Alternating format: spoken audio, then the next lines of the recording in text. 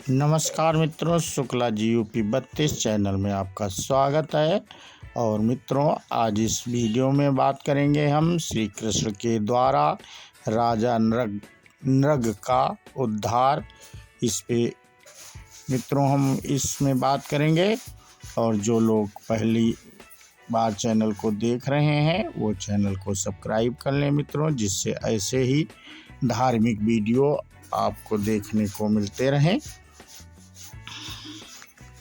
और जो पहले से जुड़े हुए हैं वो लाइक एवं कमेंट अवश्य करें मित्रों। तो बिना देरी के हम अपना वीडियो शुरू करते हैं। श्रीमद् भगवत गीता महापुराण के अनुसार श्री सुखदेव जी कहते हैं, प्रिय परीक्षित, एक दिन सांब, प्रद्युम्न, चारुभान और गदा आदि यदुवंशी राजकुमार घूमने के लिए उपवन में गए। वहाँ बहुत देर तक खेलते खेलते उन्हें प्यास लग आई। अब वे इधर उधर जल की खोज करने लगे। वे एक कुएं के पास गए। उसमें जल तो था नहीं, एक बड़ा विचित्र जीव दिख पड़ा। वह जीव पर्वत के समान आकार का एक गिरगिट था। उसे देखकर उनके आश्चर्य की सीमा न रही। उनका हृदय करुणा से भर आया और वे उसे बाहर निकालने का प्रयत्न करने लगे। परंतु जब वे राजकुमार उस गिरे हुए गिरगिट को चमड़े और सूत की रस्सियों से बांधकर बाहर ना निकाल सके, तब कुतूहलवश उन्होंने यह आश्चर्य वृत्तांत भगवान श्री कृष्ण के पास जाकर निवेदन किया। जगत के जीवनदाता कमल नयन भगवान श्री कृष्ण उस कुएं पर आए। उसे देखकर उन्होंने बाएं हाथ से खेल खेल में अनायास ही उसको बाहर निकाल लिया। भगवान श्री कृष्ण के कर कमलों का स्पर्श होते ही उसका गिरगिट रूप जाता रहा और वह एक स्वर्गीय देवता के रूप में परिणित हो गया। अब उसके शरीर का रंग तपाए हुए सोने के समान चमक रहा था और उसके शरीर पर अद्भुत वस्त्र, आभूषण और पुष्पों के हार शोभा पा रहे थे। यद्यपि भगवान श्री कृष्ण जानते थे कि इस दिव्य पुरुष को गिरगिट योनि क्यों मिली थी, फिर वह कारण सर्वसाधारण को मालूम हो जाए, इसलिए उन्होंने उस दिव्य पुरुष से पूछा, महाभाग, तुम्हारा यह रूप तो बहुत ही सुंदर है, तुम हो कौन? मैं तो ऐसा समझता हूँ कि तुम अवश्य ही कोई श्रेष्ठ देवता हो। कल्याण मूर्ति, किस कर्म के फल से तुम्हें इस योनि में आना पड़ा था? वास्तव में तुम इसके योगी नहीं हो।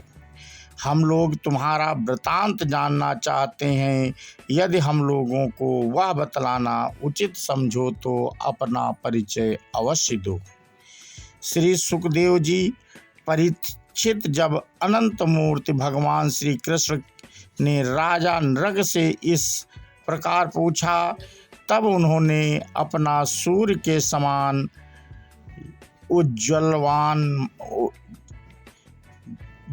जज्वलमान मुकुट झुकाकर भगवान को प्रणाम किया और वे इस प्रकार कहने लगे। राजा नृग ने कहा, प्रभु, मैं महाराज इक्ष्वाकु का पुत्र राजा नृग हूँ। जब कभी किसी ने आपके सामने दानियों की गिनती की होगी, तब उसमें मेरा नाम भी अवश्य ही आपके कानों में पड़ा होगा। प्रभु, आप समस्त प्राणियों की एक एक वृत्ति के साक्षी हैं। भूत और भविष्य का व्यवधान भी आपके अखंड ज्ञान में किसी प्रकार की बाधा नहीं डाल सकता। अतः आपसे छिपा ही क्या है, फिर भी मैं आपकी आज्ञा का पालन करने के लिए कहता हूँ। भगवान, पृथ्वी में जितने धूलिगण हैं, आकाश में जितने तारे हैं और वर्षा में जितनी जल की धाराएं गिरती हैं, मैंने उतनी ही गौएं दान की थी। वे सभी गौएं दुधार, नौजवान, सीधी, सुंदर, सुलक्षण और कपिला थीं। उन्हें मैंने न्याय के धन से प्राप्त किया था। सबके साथ बछड़े थे, उनके सींगों में सोना मढ़ दिया गया था और खुरों में चांदी, उन्हें वस्त्रहार और गहनों से सजा दिया गया था। ऐसी गौएं मैंने दी थी भगवान मैं युवावस्था में संपन्न श्रेष्ठ ब्राह्मण कुमारों को, जो सदृढ़ी शील संपन्न, कष्ट में पड़े हुए कुटुंब वाले, दम रहित तपस्वी, वेद पाठी शिष्यों को विद्या दान करने वाले तथा सच्चरित्र होते, वस्त्राभूषण से अलंकृत करता और उन गौओं का दान करता। इस प्रकार मैंने बहुत सी गौएं, पृथ्वी, सोना, घर, घोड़े, हाथी, दासियों के सहित कन्याएं, तिलों के पर्वत, चांदी, सैया, वस्त्र, रत्न, गृह सामग्री और रथ आदि दान किए। अनेकों यज्ञ किए और बहुत से कुएं, बावली बनवाए। एक दिन किसी अप्रतिग्रही तपस्वी ब्राह्मण की एक गाय बिछुड़कर मेरी गौओं में आ मिली। मुझे इस बात का बिल्कुल पता न चला, इसलिए मैंने अनजान में उसे किसी दूसरे ब्राह्मण को दान कर दिया। जब उस गाय को वे ब्राह्मण ले चले, तब उस गाय के असली स्वामी ने कहा, यह गौ मेरी है। दान ले जाने वाले ब्राह्मण ने कहा, यह तो मेरी है, क्योंकि राजा नृग ने मुझे इसका दान किया है। वे दोनों ब्राह्मण आपस में झगड़ते हुए अपनी अपनी बात पर कायम करने के लिए मेरे पास आए। एक ने कहा, यह गाय अभी अभी आपने मुझे दी है, और दूसरे ने कहा कि यदि ऐसी बात है तो तुमने मेरी गाय चुरा ली है। भगवान उन दोनों ब्राह्मणों की बात सुनकर मेरा चित्त भ्रमित हो गया। मैंने धर्म संकट में पड़कर उन दोनों से बड़ी अनुनय विनय और कहा कि मैं बदले में 1 लाख उत्तम गौएं दूंगा, आप लोग मुझे यह गाय दे दीजिए। मैं आप लोगों का सेवक हूँ, मुझसे अनजाने में यह अपराध बन गया है। मुझ पर आप लोग कृपा कीजिए और मुझे इस घोर कष्ट से तथा घोर नरक में गिरने से बचा लीजिए। राजन, मैं इसके लिए बदले में कुछ नहीं लूँगा। यह कहकर गाय का स्वामी चला गया।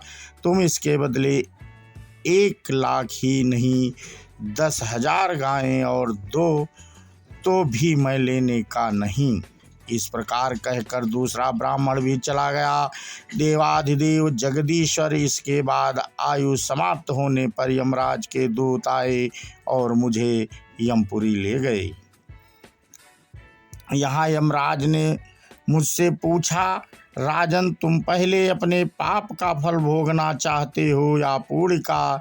तुम्हारे दान और धर्म के फलस्वरूप तुम्हें ऐसा तेजस्वी लोक प्राप्त होने वाला है जिसकी कोई सीमा नहीं है। भगवान, तब मैंने यमराज से कहा, देव, मैं अपने पाप का फल भोगना चाहता हूँ। और उसी क्षण यमराज ने कहा, तुम गिर जाओ। उनके ऐसा कहते ही मैं वहाँ से गिरा और गिरते ही समय मैंने देखा कि मैं गिरगिट हो गया हूँ। प्रभु, मैं ब्राह्मणों का सेवक, उदार दानी और भक्त था।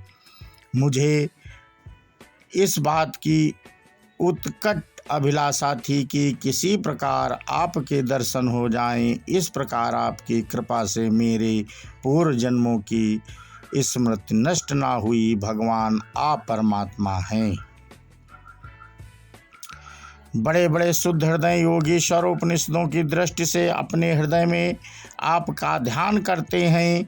इंद्रियातीत परमात्मा वर्तमान साक्षात आप मेरे नेत्रों के सामने कैसे आ गए, क्योंकि मैं तो अनेक प्रकार के व्यसनों दुखद कर्मों में फंसकर अंधा हो रहा था।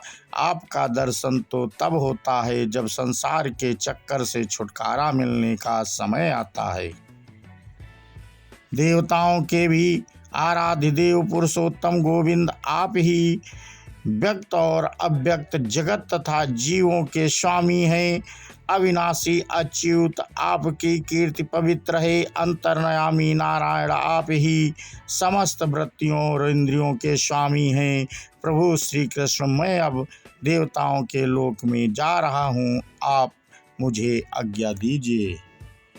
तो मित्रों, इसमें हमने आपको श्री कृष्ण भगवान के द्वारा